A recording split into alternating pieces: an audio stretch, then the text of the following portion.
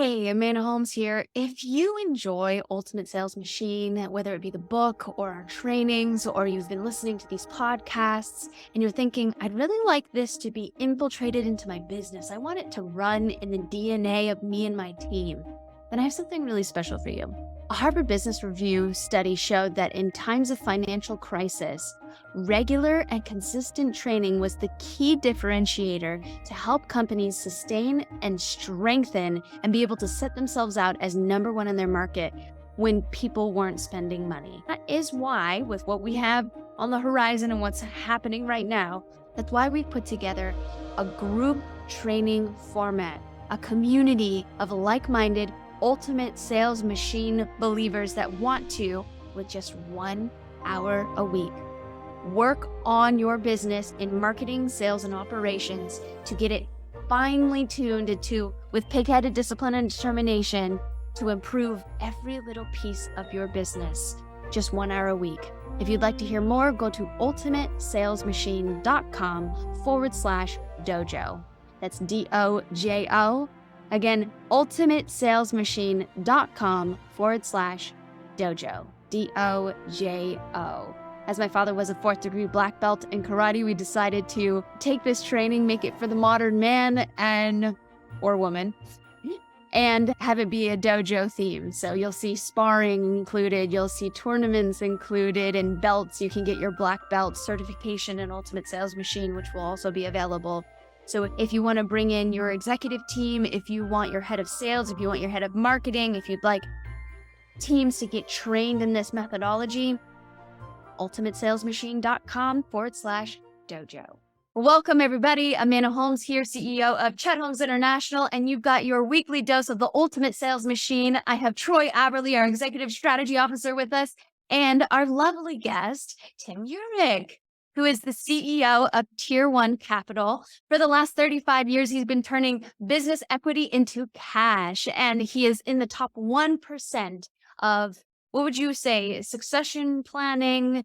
Yeah, I would say like succession planning financial advisors, right? So I it's love a it. it's a special financial advisor that focuses on succession planning.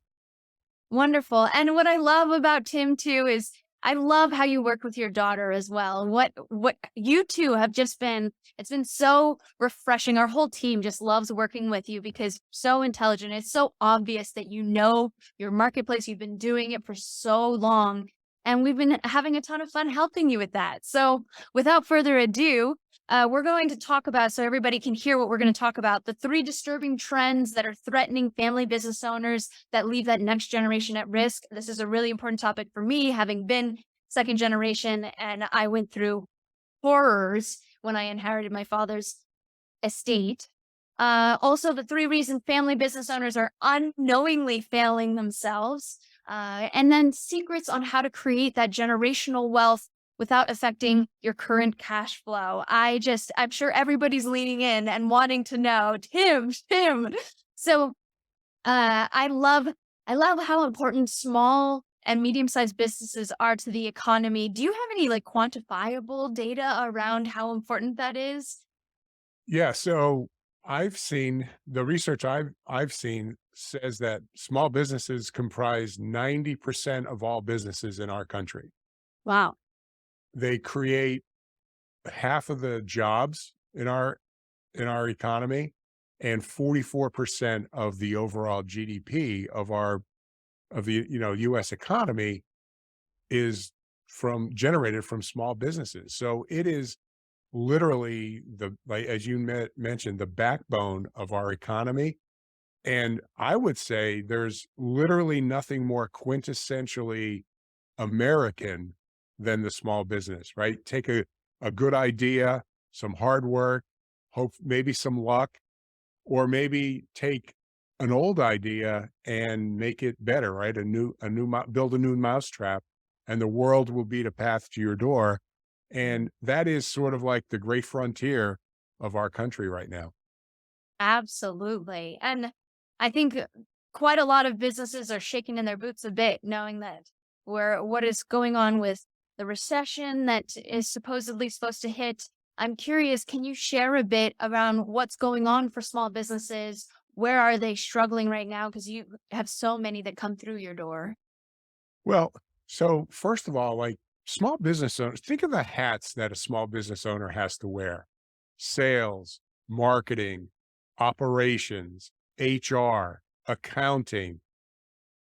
Then sometimes you just it's sort of like being a parent where you have to break up fights between the kids. And, it's obviously it's employees, but I mean, these are all the dynamics. So think of all the hats that this business owner has to wear. And unfortunately, juggling all those tasks leaves very little time, if any, on personal planning, on taking care of themselves and trying to make their load lighter somehow, either now from a cash flow perspective or down the road. So it's really they've got a big job ahead of them for sure. Yeah, and I know, I mean, I'm sure because you talk a lot about cash flow as well with the inflation rates going through the roof. What are you experiencing there? What are you saying? Well, so small business owners are really getting squeezed. So think about it. The cost of materials are up, if they can even get some of their materials because of supply chain issues. And then you have the cost of borrowing is going up. So you're hitting sometimes there are some business owners today that are experiencing for the first time double digit loan rates. They've never in their entire careers, if they've been around for 20 years or so, they may have never experienced double digit interest rates. And now they're getting those. So that's squeezing their cash flow. And it's really incumbent upon business owners to make sure that they're using their cash flow properly, wisely, efficiently, because that could create some huge problems down the road. Mm. And I'm sure that affects retirement plans as well. Yeah. When we talk about the three trends, the third one is for sure that business owners just don't plan for their own retirement. Mm. And, again, we did some data and we did some research, and the data supports that most business owners are retiring at age 72 on average. And compared to the average worker who's retiring at 61. So, Wow. and there's a lot of reasons to that, and we could get into it, but there are a lot of reasons why the business owner isn't retiring. But part of it is they don't think they have enough money to put away money for themselves because there's so many demands for their cash flow. Which is interesting, Tim. I think one of the superpowers that you have found is being able to help people find that cash that they didn't even know existed. Yeah, it's funny, Troy, because um, I grew up in a very um, we were poor, right? So we didn't have a lot of money. And honestly, I didn't even know that we weren't poor. I didn't realize how poor we were until I went to college and I saw what money, what people who had money, the lives they lived. And I don't feel like I was cheated out of anything, but my point is so I was like 30 years old and it was at home. We were home for Christmas. I have an older brother and a younger sister, and we're sitting around at my parents' table at Christmas time and talking about the old times, the good old days, right? And we, m- I think my brother or my sister brought up the time where my dad would get paid on Thursdays, and when he would get paid, my mom would um, when he would come home from work, she would grab the check and go to the grocery store to cash the check. So she'd buy groceries for the week, and then the next day or even that night, she would pay the bills, right? The utility bills you could pay at the hardware store and stuff like that. And so occasionally, my dad would come home and he wouldn't have his pay because the owner of the plant would wouldn't get back by the time my dad's shift was over. And so it would happen 2 or 3 times a year. Well, this particular time, and this was the good old days, my mom would take me, my brother, my sister, load us up in the car, and we'd wait in front of the owner of this business's house until he came home. And we found out later that he was out at the bar. You know, he never made it to the plant. And so he comes home at like 7 o'clock at night, and we're sitting in front of his house, and my mom gets my dad's check. And then we get in the car, and the car doesn't start. So, as kids, that was like, I guess, an embarrassing thing. But so we're talking about this. Now we're 30 years old, and we're talking about this at my parents' house. And I remember saying to my mom, like, "Mom, what were we doing there?" And she goes, "Well, I was getting daddy's pay." And I said, "Well, why didn't you just wait till the next day?" And I'll never forget the look she shot me. She goes, "Honey, I needed that money, or they were going to shut off the electricity or shut off the gas." And she goes, so here's the epiphany moment when uh my my mom says that to me, and I'm thinking in the back of my mind, she said, "We lived pay to pay." And I was thinking in the back of my mind, oh my God, I'm living pay to pay. I was at 30 years old. I was living pay to pay. Now, put this in perspective. My dad never made more than $18,000 in a year. I was single. I was making 6 times what my dad ever made. Wow. I had $150,000 in a retirement plan. And I, embarrassingly, would borrow money from my dad to make my mortgage payment. Whoa. So I was living pay to pay. Now, we were led to believe that it's the amount of money you make that creates the cash flow problems. That's not it. It's how you're using your money. And so I'm in financial services. I'm doing pretty well. If I can't get this right, Mm. there's got to be thousands, millions of people that are in the same boat. And so I made it my mission at that point. I figured out some things on my own. But then after that, I made it my mission to get this message out to as many people as possible. And, business owners are just as guilty of this as anybody else, right? Their wealth, 80% of their wealth is tied up in their business. So when a piece of equipment breaks down, or they need to hire an employee, they don't have any cash. So they have to go and borrow. And now they're dependent on the banks. And it just creates problems down the road.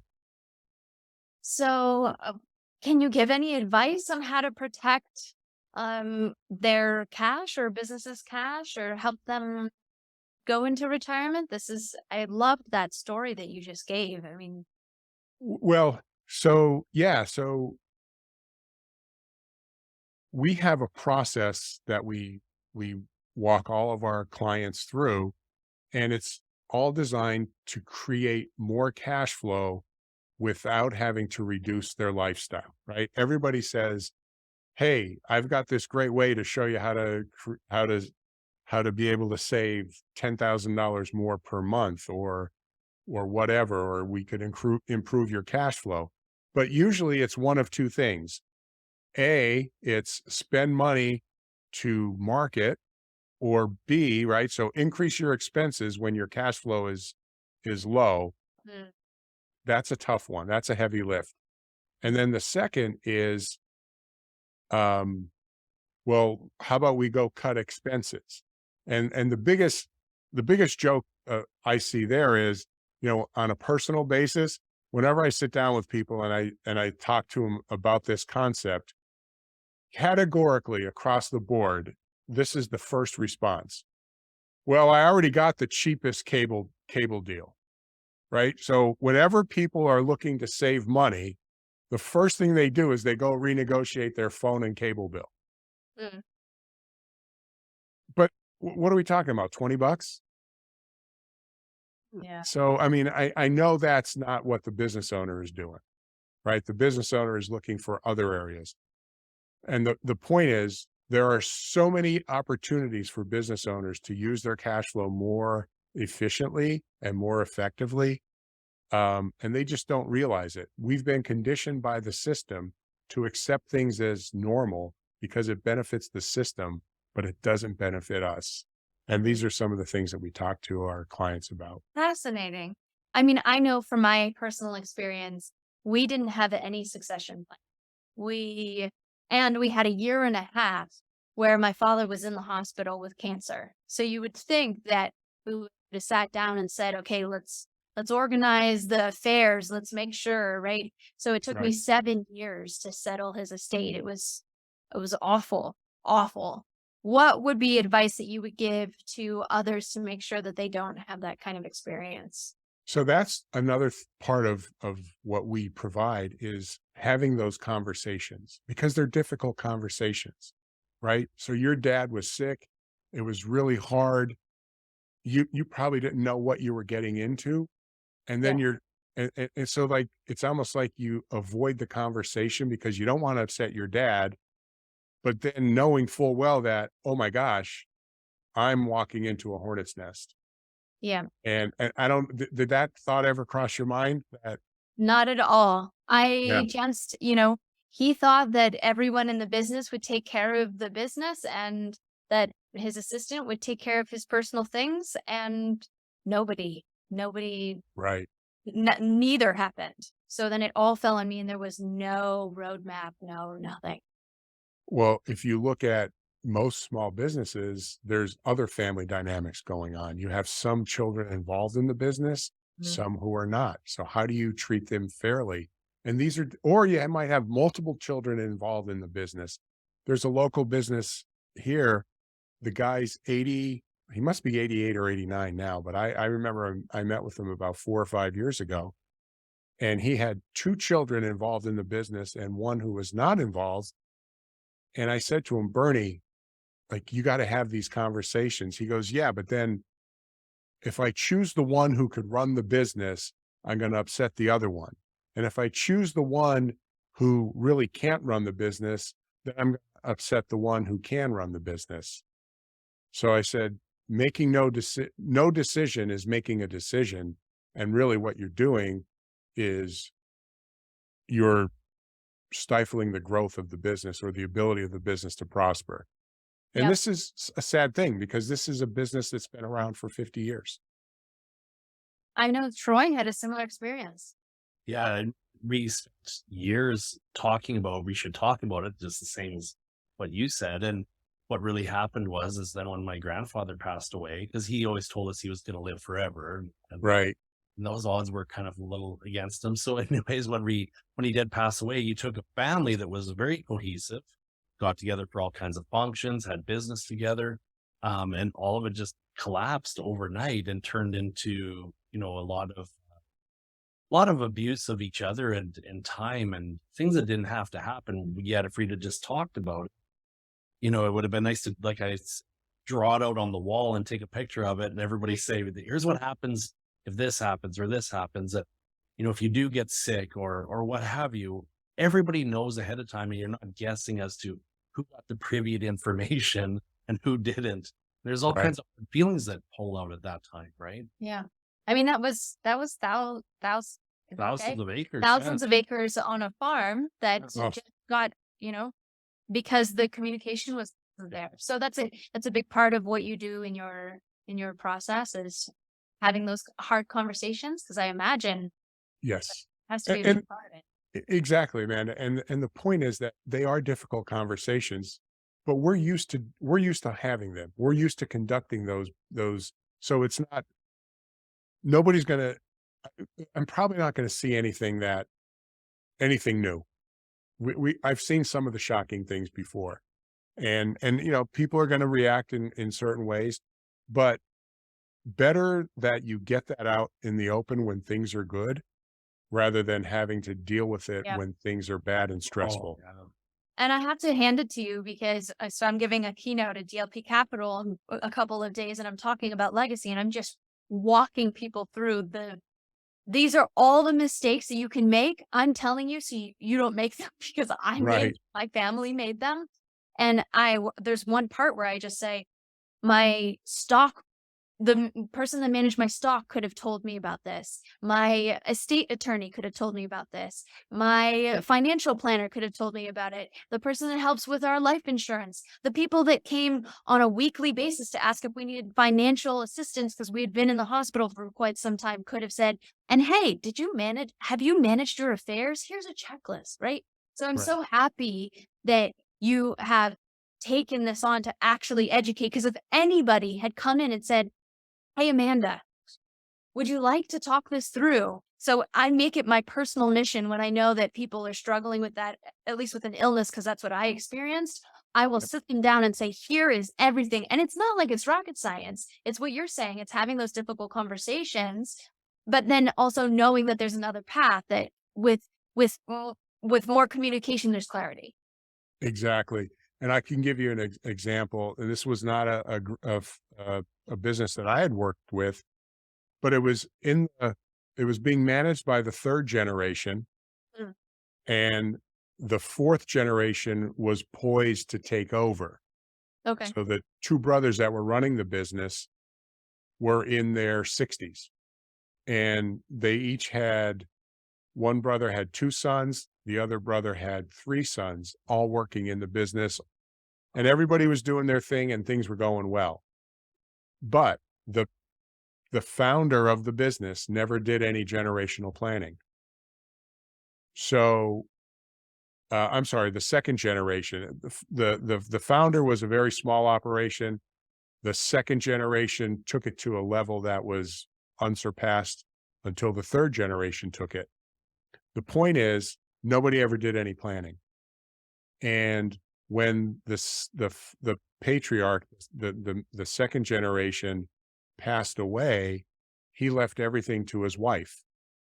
And he had two boys and a daughter who was not involved in the business.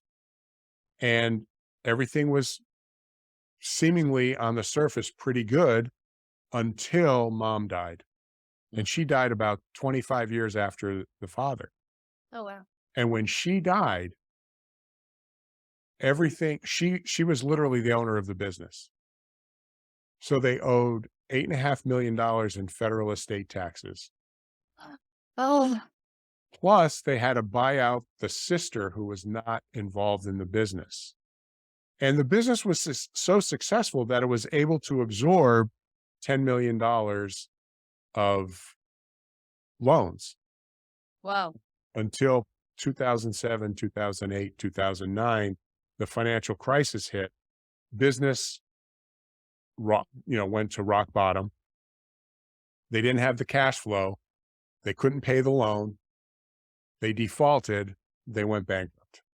Wow. So this is like a 50-year-old business employing 170 some employees, and overnight just disappeared Yes. because there was no planning.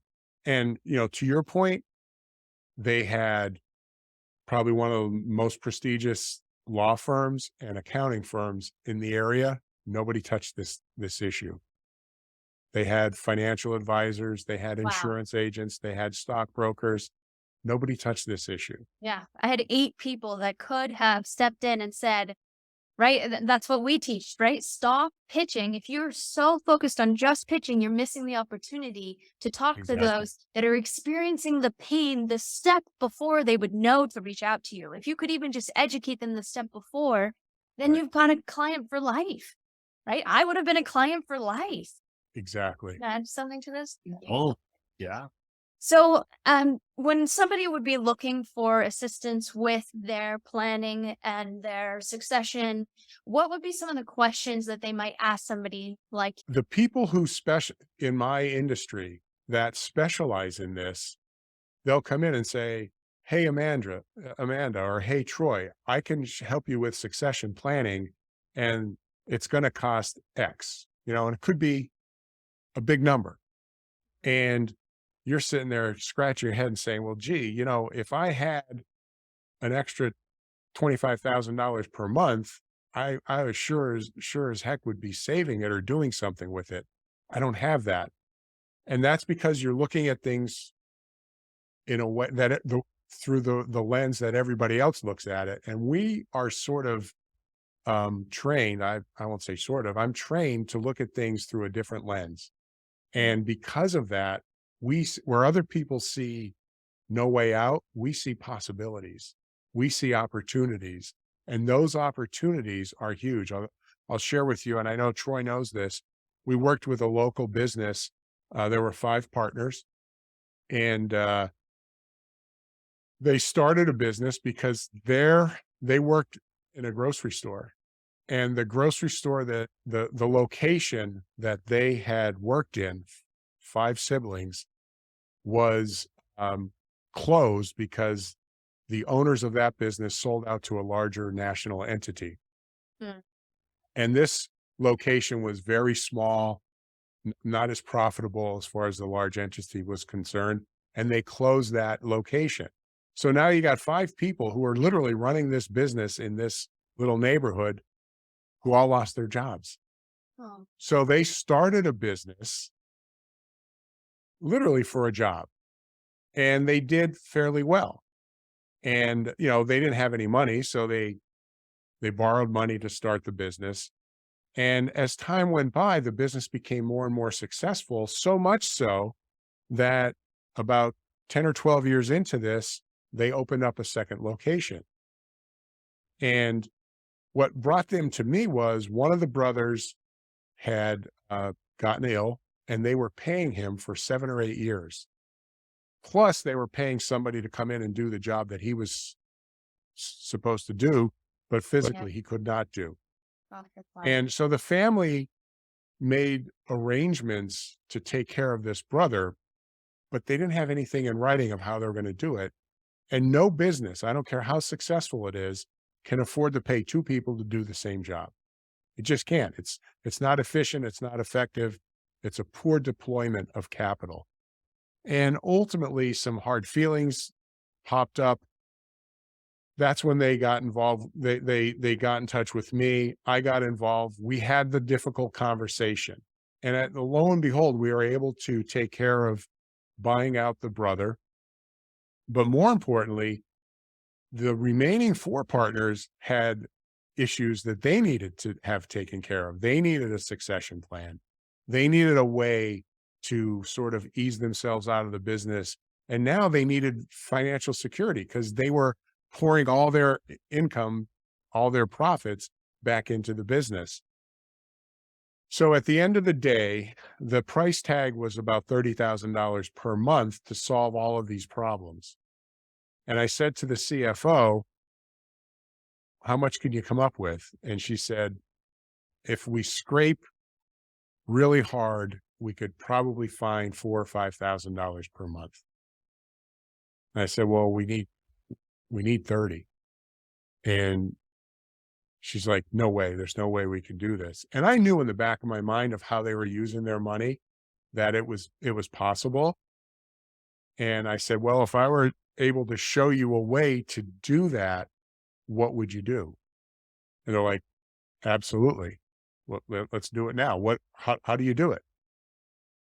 And I showed them this path to finding not 30,000, but $35,000 per month. They had more than they needed. And I said, now you don't have to, that extra 5,000 you could have scraped up, you could put that back into the operation. And they were like, this will be great. So lo and behold, here's what it was. They had a couple loans, and those loans, they were in a race to get out from under that debt. Mhm. So stepping back, when they opened up the first location, they had enough cash flow that they paid off a 20-year loan in about 8 or 9 years. Wow. All their cash, all their equity was in the building. Mhm. And then they gave themselves raises because, deservedly so. They had built a pretty good business. But then when they went to open up the second location, they didn't have any money. Mhm. So what did they do? They went and borrowed. So my question, they're all at our conference table in my office. I said, when you borrowed money for the second location, did you use the same bank? And they're like, yeah. And I said, and this was the question, whose money did they loan you for the second location? And it was quiet for, it seemed like forever, but it might have been 15 seconds. And then finally, the president of the company goes, those son of a guns, they loaned us our own damn money back. And I mean, so here's the point. They were in a race to get out of debt so that what? So they can go back into debt? Wow. Why don't you just control the whole process instead of being controlled by the process? And these are the principles that we teach to our clients. And the cash flow will be there. And the reason the cash flow will be there is because I have yet to see a business that wasn't inefficiently using their cash. It's inherent in their DNA that's how they do it. The point is, the industry teaches us that there's a price tag to solve problems, but nobody teaches the client where to find the money. And that's literally where we help. That's our secret sauce. That's what makes us different. And Wow. that's how we can really help our clients to not only address the problem, but show them how to pay for it with little or no impact on their current cash flow. Wow. Well, I mean, I love it's so obvious that you're such an expert in this. So many generations of assisting businesses to find that cash flow. It's brilliant, by the way. I love that.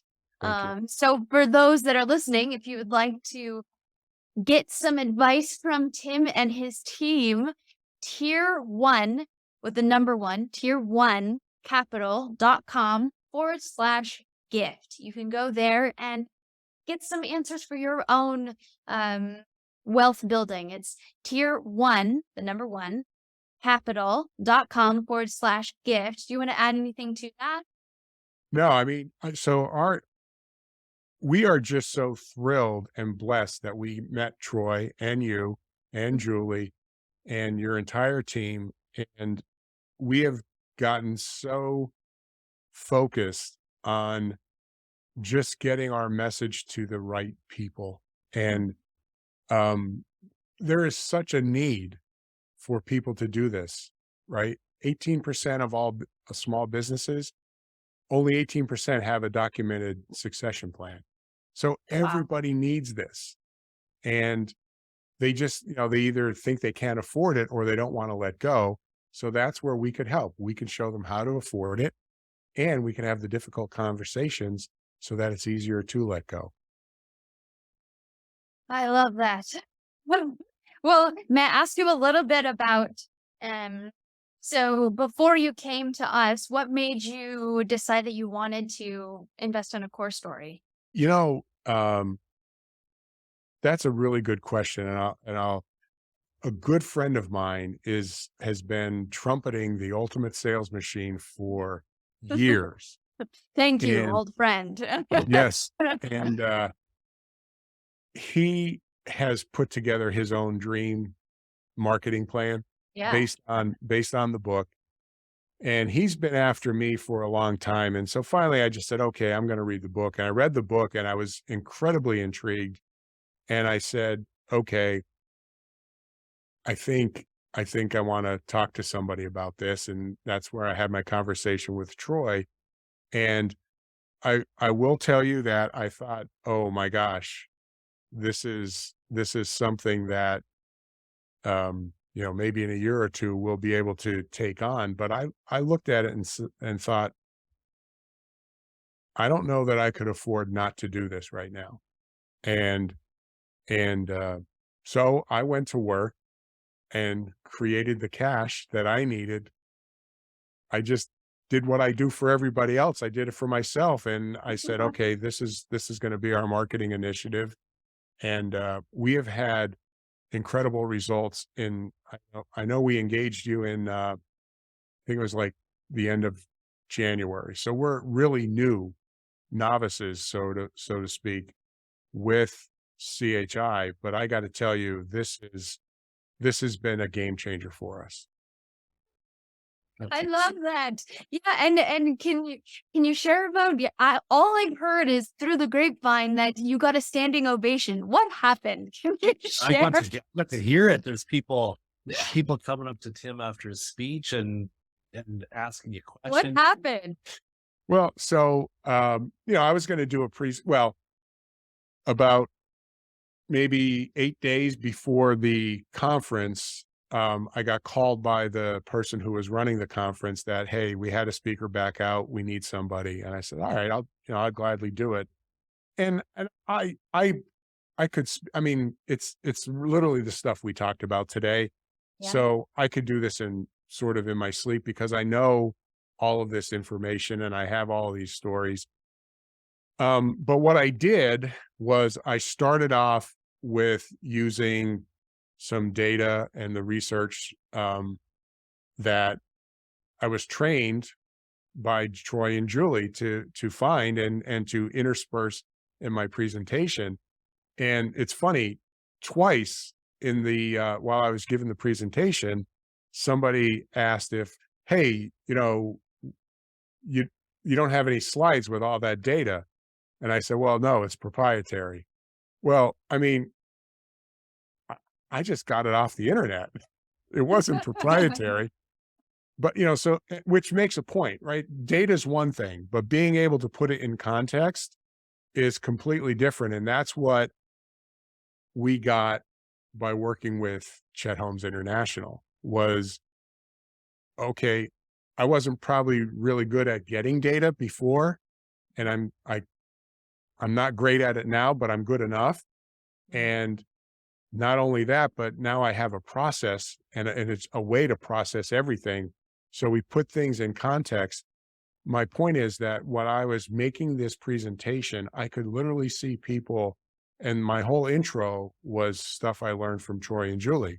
Mhm. And when I was making this presentation, it was really powerful because you could literally see people leaning into their seats. It is almost like it was a theater seating. So it was almost like they couldn't get close enough. And then afterwards, I was like the fifth speaker. This was the second day. I was the fifth speaker throughout the conference. And I was the first guy, and I think the only one to get a standing ovation. And I was, I thought that was, and again, that was all, I thought that was good, but it was all because of the information that I had gathered through working with Chet Holmes International. Oh, I love that. Well, you're a natural storyteller. It's very captivating what you do with story. When you blend that with market data, it gets the logical and the emotional sides of the brain, right? So you're talking to both sides and then following the framework of where to start first, right? You had them leaning in by sizzling it, right? This is what we're going to talk about. So they think, oh, I really need to hear this. So you just filled in a couple of pieces that you already knew, but added to it. It became beautiful. Anything you want to add to that? I think you've done a remarkable job. Sharing with us, and I mean, it just makes logical sense as you listen to everything the way that you've done it, and the data and all of those pieces. It immediately makes me want to ask more and more questions, and just really be able to prove the trust that you're able to provide. Well, thank you. I mean, like I said, we owe a lot, obviously 37 years of experience,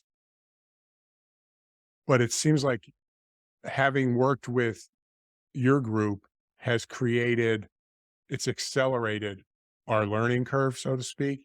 And you could just see like our messaging is so on point right now because of all of the techniques and the information that we were able to utilize from working with Chet Holmes International. So we are incredibly grateful that we were able to stumble into your lap, so to speak.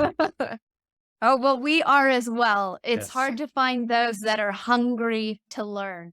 And you came in hungry to learn. And as we taught you how to fish, not just to give you the fish, you took it and did day trips and selling your way to sell fish. I mean, you just have really adopted it well. So with that said, everyone should go and check out tier1capital.com/gift. That's tier1 just with a number one, capital.com/gift. Thank you so much. It was such a pleasure, Tim. Oh, the pleasure was mine, and thank you.